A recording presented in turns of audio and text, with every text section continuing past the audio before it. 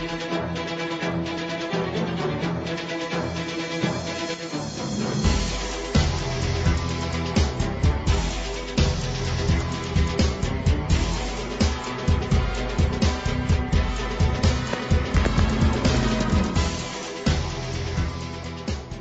everybody, to the NFL show on the Gruely True Sports Network. I am your host for the NFL show, Mike Goodpaster. Right now, I'd like to welcome in my co-host from the FF Face-Off, Anthony Cervino. How you doing, Anthony? I'm doing awesome, Mike. How are you? All right, and last night, even though it looked like it may not be that good of a game going in, the Giants and Eagles win in overtime, 23-17. Carson Wentz 33 for 50, 325 yards, 2 touchdowns. Carson Wentz played well. He's the reason they won the game. You going to give him credit for this one? Of course I am, because, he played a big role in why the Philadelphia Eagles won that game. I mean, he made the right throws. But how much of this goes on Boston Scott, who came out of nowhere and really took over that football game? Yeah, but that's where before Boston Scott got going, Wentz was having a really hard time. He had a fumble. He was getting hit. Their line was all banged up. But once Boston Scott got in there, he really lit a spark. Well, and Doug Peterson made outstanding play calls. The thing about this game was the Eagles were down to just one healthy wideout by the end of the game. They actually had Josh McNown ready to come in and play wide receiver at one point. Yeah, the wide receiver position on the Eagles, that's a big concern, especially down the stretch. And if they win this division and go to the playoffs, they're all sorts of banged up. And outside of Alshon Jeffrey, a lot of the guys they have, like a Nelson Aguilar with experience, you can't trust him to catch the football. They're going to have to find somebody on the street, I think. Jordan Matthews, he's been on and off teams all season. He might be the best they can get. Yeah, and that's sad. And the thing is this, if they win this division, though, that really says Jason Garrett has to be fired, because right now, I don't know that there's a team beat up nearly as badly as the Philadelphia Eagles. Yeah, they lose players at a very, very high rate. Yeah, both of their starting tackles were out of the game. Yeah, at one point. Down to almost nothing. And when you look at that, who wins the NFC East? Who wins the NFC East? Yeah, because the Eagles go to Washington next, which with the injury situation is not an easy game. They got to go to New York yet. But I think this is all going to come down to that game against the Cowboys in Philadelphia on December 22nd. If there's anything Jason Garrett knows how to do, is beat the Philadelphia Eagles and the NFC. And screw up things that look like they should be no problem for the Cowboys to do. I've lost my faith in the Cowboys, so whatever happens, happens. And the Cowboys have to play the Rams next, which didn't look scary a few weeks ago, but it looks scary now. Yeah, the Rams, realistically, with the way they've been playing, they dominated the Seahawks. I don't even know if the game would have been that close if it wasn't for Jared Goff's interceptions. I think it could be a big-time blowout for the Rams. Well, I think the one hope you have is Jared Goff throwing a couple stupid interceptions. Dallas is one of the worst teams in terms of turnover ratio. So, I think they had a couple against Mitchell Trubisky, or they had one, and it was their first in a very, very long time. All right, this isn't an opportune defense where they can turn you over. No, and it's hard to be a playoff team without having an opportune defense that turns you over. But the Philadelphia Eagles are a mess also, so we'll just agree whichever one of them limps into the playoffs is probably going to be limping out almost immediately. Now, the New England Patriots have been accused of a production crew filming the Cincinnati Bengals sideline during Sunday's game against the Cleveland Browns. Bill Belichick said on a conference call with reporters he was made aware of the Bengals' complaint over the film Monday afternoon. He said, I had no idea what it was about. He said, then I got an explanation. I think the organization released that explanation or something similar to that. That's really all I know right now. It seems the Patriots claimed that they were doing a Do Your Job video series, and basically the Patriots organization confirmed that the video crew was independent of the football operation, filmed the field while the press box at the Bengals Browns game. The But New why England are took they full at a Bengals? responsibilities. That's what I don't understand. Well, they were doing a series on an advanced scout. The Uh, advanced scout was at the Bengals game because that's who the Patriots play next. I mean, if anybody in their right mind thinks that they need to film Hey, the don't Bengals, don't don't go there. Don't go huh? there. All right. The Bengals have won one of their last two games. They've played 500 football in the last 2 weeks. I mean, as bad as that Patriots offense is, come on. I don't. I think if you want to make a case that maybe the Patriots had something to do with the equipment getting there later on Sunday, okay, but not this. So is this something that's a big deal's being made just because of past history? Yes. I Like I agree. would make a bigger deal and be a conspiracy theorist over the equipment for the Kansas City Chiefs showing up to the stadium late over filming the Bengals game, a Yeah. Bengals Browns game nonetheless. Oh, Bengals Browns game, that's an intense, heated rivalry. Everybody wants to see, and Bill probably just wanted to see the whole game for himself. No? Probably not. Yeah, probably not.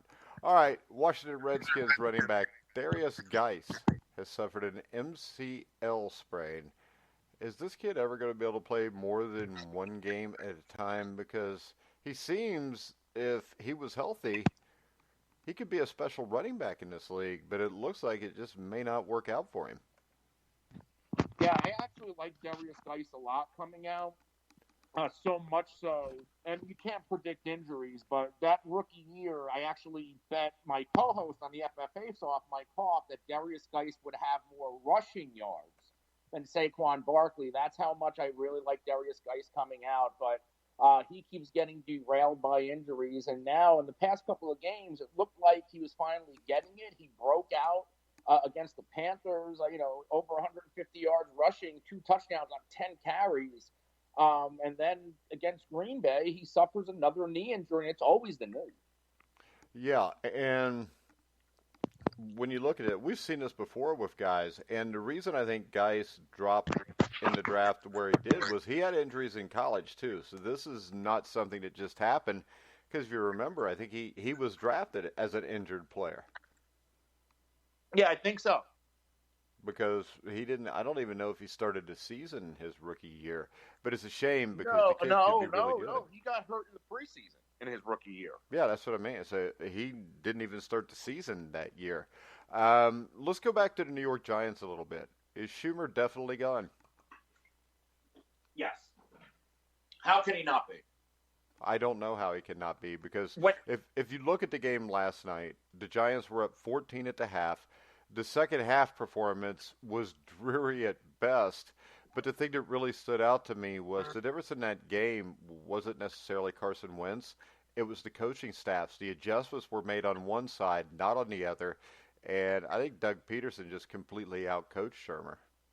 yeah, absolutely. And I don't know. When you have a guy like Saquon Barkley, and I know he injured his knee earlier in the year, and I think that could play a role in the things, but when you're not getting uh, anywhere close to what you got out of Saquon Barkley last year, I think it does have to come down on Shermer a little bit. I think it has come down on him totally, and I think the game against the 3-10 Dolphins this week at New York is kind of a fascinating matchup to me because you have two franchises that sit in stark contrast to each other. And what I mean by that is Miami's front office actively tanked. They shed all the sellable parts, but Brian Flores' coaching staff has done a great job in piecing together the players given and has basically pulled this team into being a watchable football team at least.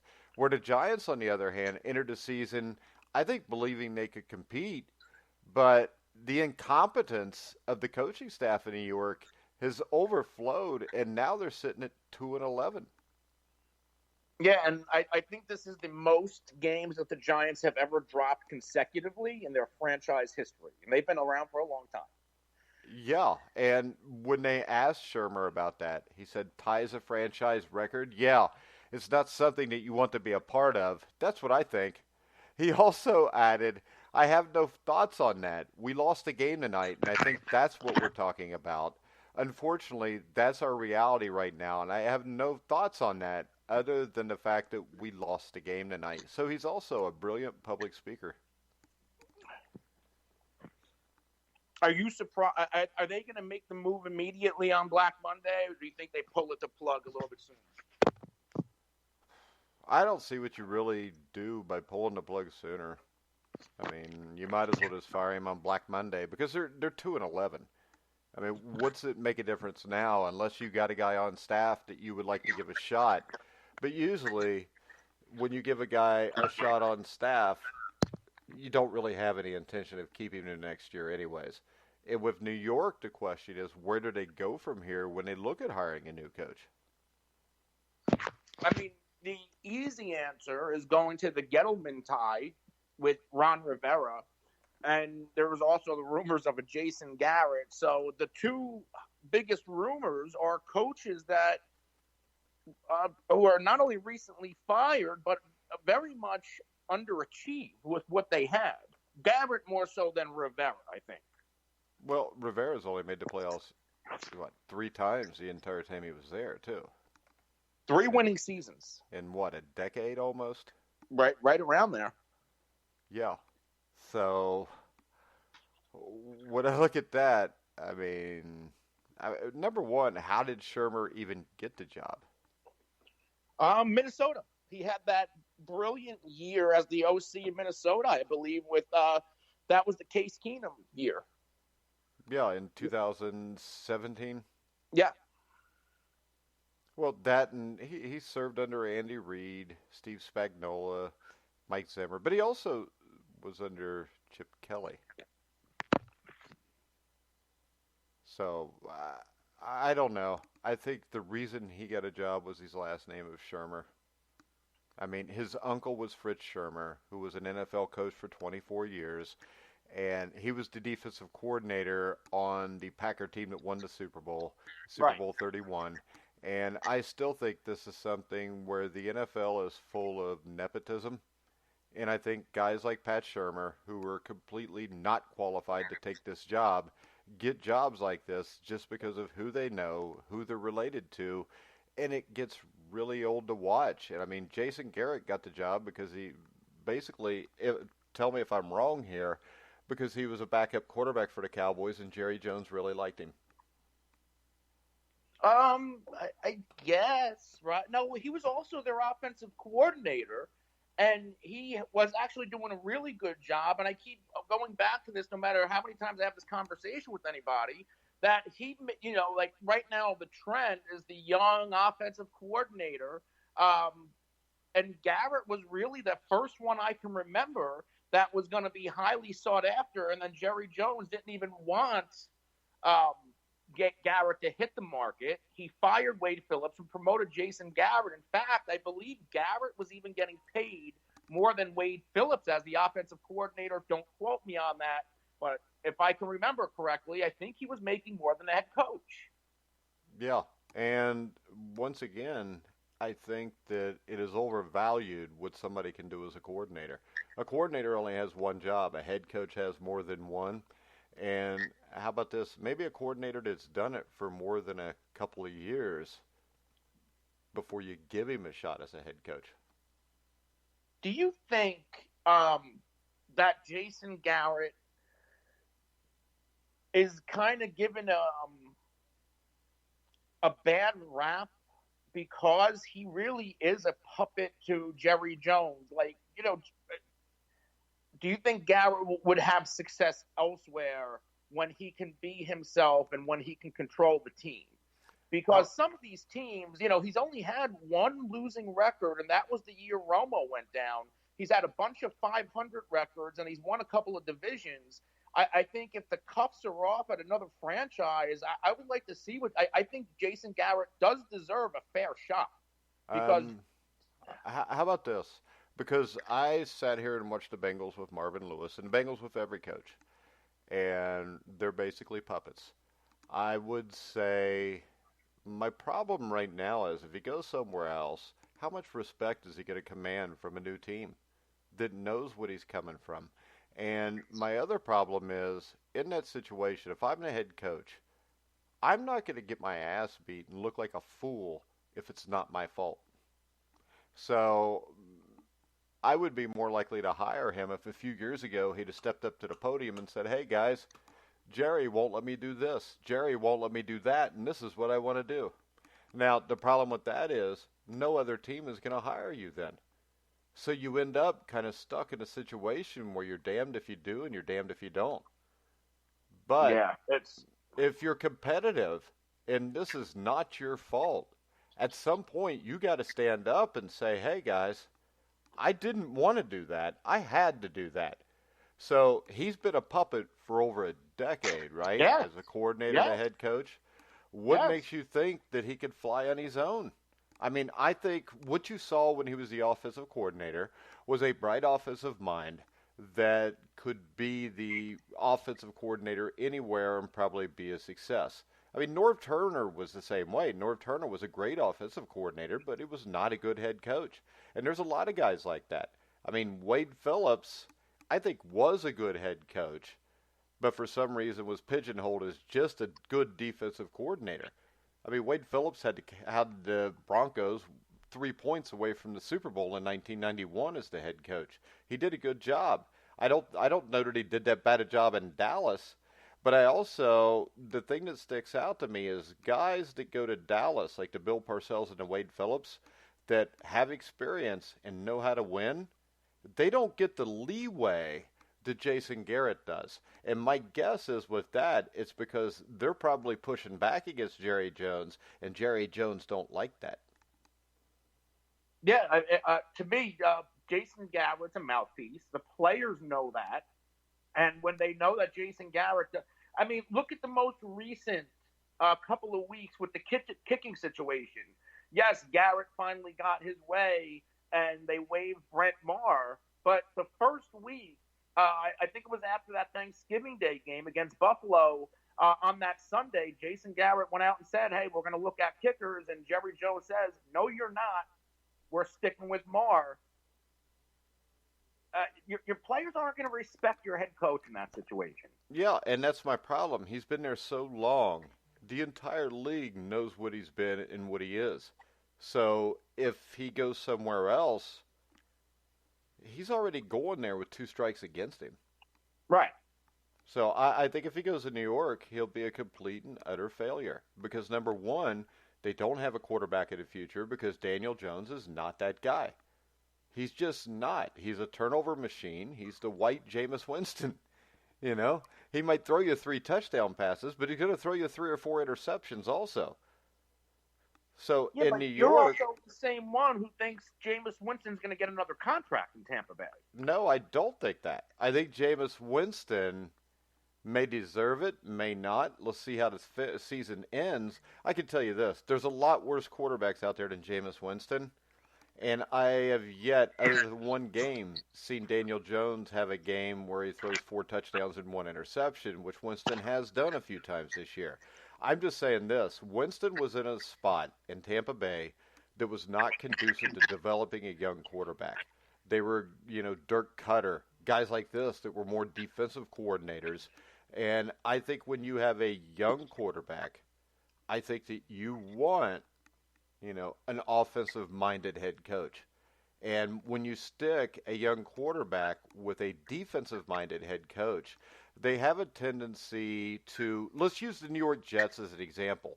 Mark Sanchez took the Jets to a couple championship games, but the head coach was Ryan, who was a defensive oriented coach. So when you Right. have a defensive oriented coach, they tend to stress more the defensive side of the ball. And when you have a coach that does that, then all of a sudden he changes the quarterback. And instead of ever instilling any confidence in the quarterback to, hey, we need you to go out and win the game, he repeatedly, over the 3 or 4 years he had Sanchez, told him, we just don't want you to lose the game. Just don't lose the game. Just don't lose the game. So that kid goes out with the mentality of, I don't want to throw an interception. And the problem with that is, usually you'll throw an interception. And it ends up biting you in the ass. And what happens is you limit the ability of that quarterback to grow his first 2 or 3 years. And then when you do that, it limits his future being able to grow. But when you watch young quarterbacks that go in with a defensive-minded head coach, they usually are just told, don't lose us the game. And I think that's what's been great about John Harbaugh in Baltimore, because you don't hear that with him. I mean, they're going to limit how much Lamar Jackson throws the ball, but they're not going to limit his ability to throw the ball deep down the field to try to make a big play. Mark Sanchez, I think, could have been a successful NFL quarterback if they would have just allowed him to play. Another that was like that was with Dom Capers in Houston with David Carr. David Carr's ability to develop was limited because of that. And I think if you look in most of the situations where quarterbacks have failed miserably as young quarterbacks, it's usually when you put them in a system with a head coach that is more defensive minded, because then they just want to win the game with their defense. Offense, don't screw it up. But that's not how you make a franchise quarterback. Right. And if you look at the Pittsburgh Steelers with Bill Cowher, they did that with Ben Roethlisberger early in his career. And, you know, if you look at even the first Super Bowl they won, Big Ben played probably the worst Super Bowl any quarterback's ever played and won it. But they transitioned because they knew what they had. And after 2-3 years, all of a sudden they started to become more and more of an offensive team. And then you saw Big Ben flourish then, where with a guy like Rex Ryan in charge, because Cowher was a defensive player, but he was a special teams coordinator before he got the job in Pittsburgh. So I don't think he was just, built to do this one way. I think Bill Cowher was a guy that had the foresight to know what he had and to try to advance that, where I think a lot of these guys don't have that foresight.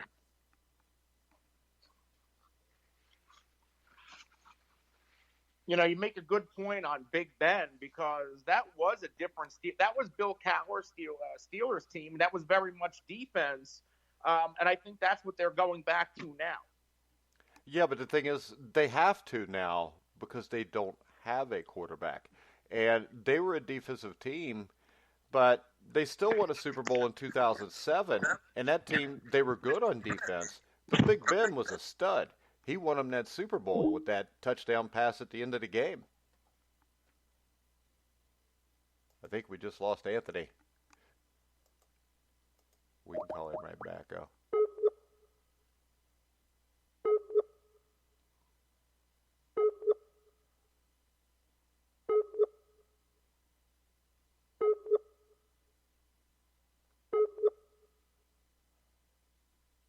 Well, it looks like we lost Anthony. All right, guys, real quick, we're going to take a commercial break, see if we can get him back on.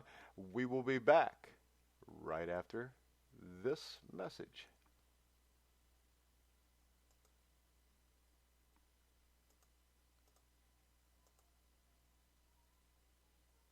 Motorist Insurance Group and Brick Street Insurance have come together to create a better one-stop shop for agents and policyholders, encircling you with coverage at every step in life's journey. We are now Encova Insurance. Replenishing Care and Technologies is a legal competitive advantage for elite athletes to promote their lifelong health. Replenishing Care and Technologies achieves this by stacking a set of specifically chosen regenerative medicine technologies into one personal best performance and personal best fitness system. Each technology either gives your cells back the resources needed to perform, heal, and repair at its best, or helps your body stay in homeostasis so you can train harder, recover faster, and improve performance. Learn more by clicking on the RCNT banner at the top of our website, thegruelingtruth.com. All right, guys, we're back on the NFL show. I'm Mike Goodpaster. I was with Anthony Cervino, but something happened to our connection. We lost him. Real quick, though, we're going to wrap the show up, but we're going to talk about the NFC leading San Francisco 49ers now, who could be without Pro Bowl corner Richard Sherman for a few weeks. And it was reported on Monday that an MRI revealed Sherman suffered a grade 2 hamstring sprain in Sunday's win over the New Orleans Saints. He could miss multiple weeks.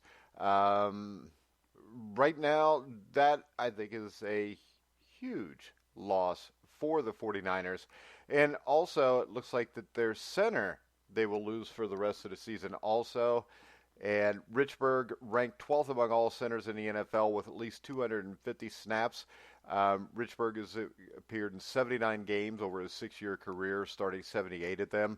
Ben Garland will likely replace Richburg per the team's depth chart, which I just looked up.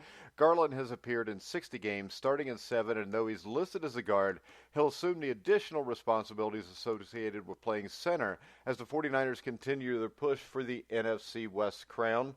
And this is a team with the 49ers that has overcome injuries all season. It's just going to be, can you overcome this one? Losing your center, Frank Richburg, is a huge deal because that's the guy that makes all the offensive line calls. He's like the quarterback for the offensive line. And without him, that's going to give the 49ers issues. Whether they can overcome those issues or not, we will find out shortly. Guys, we're going to go ahead and wrap the show up for today. Tomorrow, me and Anthony Cervino will be back with Samuel Teets. Sam will be on to talk about his quarterback rankings. It always causes a little bit of controversy on every Wednesday. So we will check you guys out tomorrow at noon. I want to remind you, you can follow Anthony Cervino at The Real NFL Guru, also at FF Faceoff. Make sure you listen to his fantasy football show with Mike Hoff every day. Make sure you follow us here on The Grueling Truth at Grueling Truth. And you can hear all of our shows anywhere podcasts are available, including iTunes, iHeartRadio, Spotify, Spreaker, Stitcher. Wherever you find podcasts, you'll find The Grueling Truth. So for Anthony Cervino, I'm Mike Goodpaster. You've been listening to The Grueling Truth, where the legends speak.